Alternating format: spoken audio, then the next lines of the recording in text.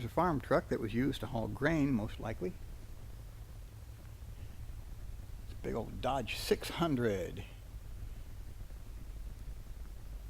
1972.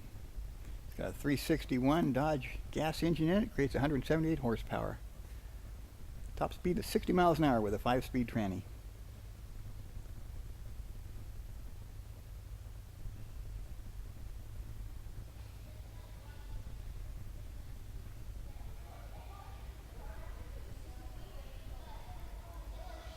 This is a 1939 Mack, 519 cubic inch gasoline engine, straight 5-speed.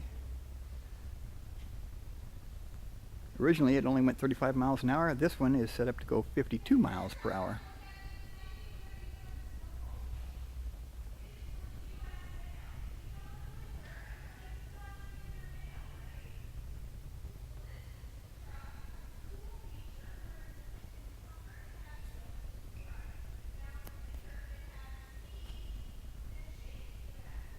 Heavy-duty winch they have on top of there.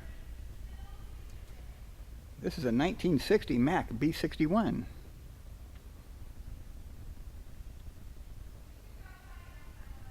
Notice the slanted windshield on the cab. They're getting a little bit more aerodynamic by 1960. After all, the price of fuel is increasing, all the way up to probably, oh, I don't know, 30 cents a gallon back then. It's got a 673 cubic inch diesel. Creates 237 horsepower, top speed of 53 miles per hour.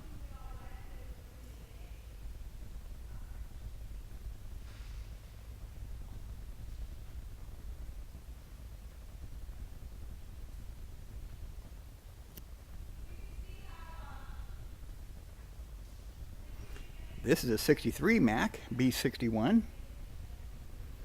673 cubic inches, 205 horsepower engine. Top speed of 60 miles per hour.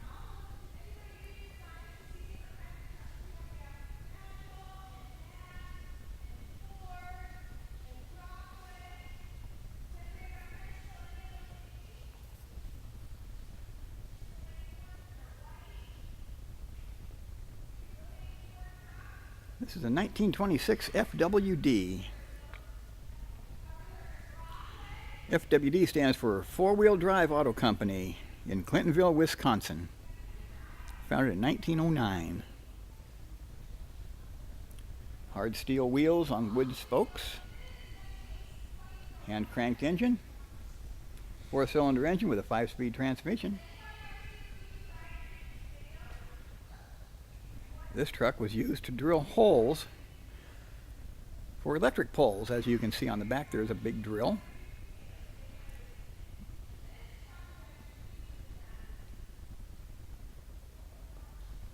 Being 4-wheel drive, this machine could pretty much go almost anywhere, such as back in the weeds, off-road, wherever they're putting the electric and telephone lines through.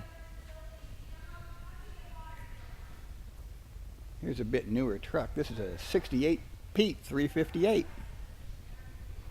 It's got a Detroit 8 V71, 318 horsepower engine. It's got a 13-speed tranny, top speed of 70 miles an hour.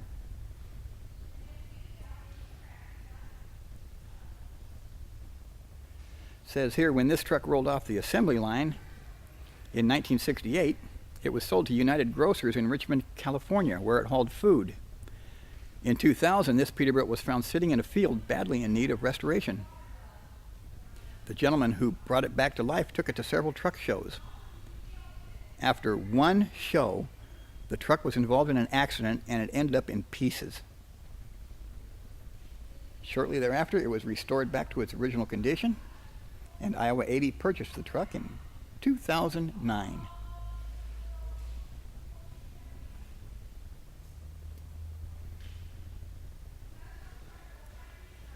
Next to it is 1956 International RF 405. 400 Hall-Scott gasoline engine. It's 1,091 cubic inches and creates 320 horsepower. Getting stronger. It's got a 5-speed with an auxiliary 4-speed. Top speed of 30 miles an hour. Could you imagine crossing the entire country at 30 miles per hour? This one was purchased brand new by PG&E, Pacific Gas and Electric in California.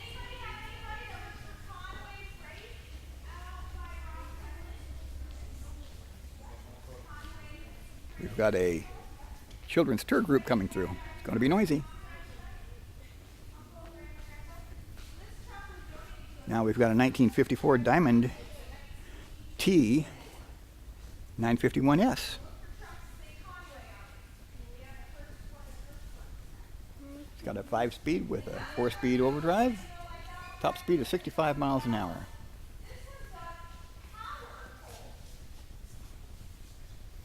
You just don't see Diamond T's out there anymore because they don't make them anymore.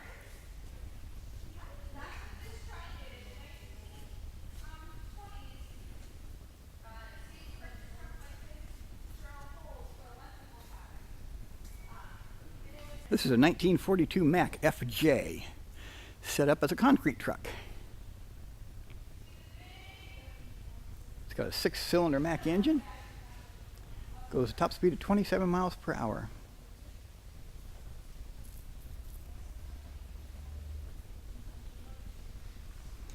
Notice in front of the rear wheel, it's chain drive.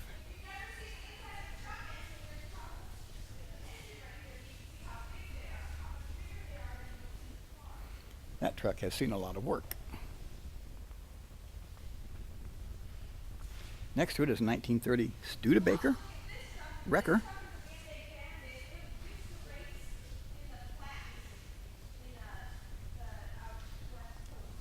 It's got a 6-cylinder with a 4-speed.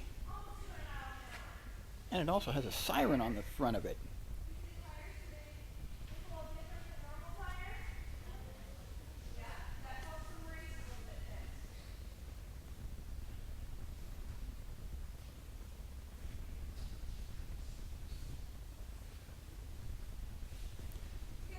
Here's a 1949 International Harvester KB11.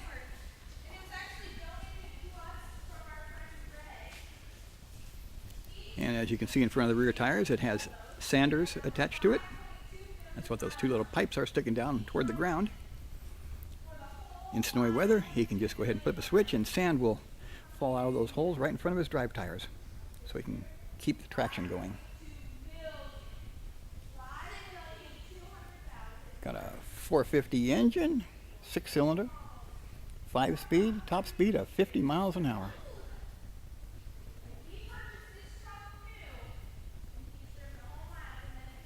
Here's a Mack. I have no idea what year, there's no sign on it.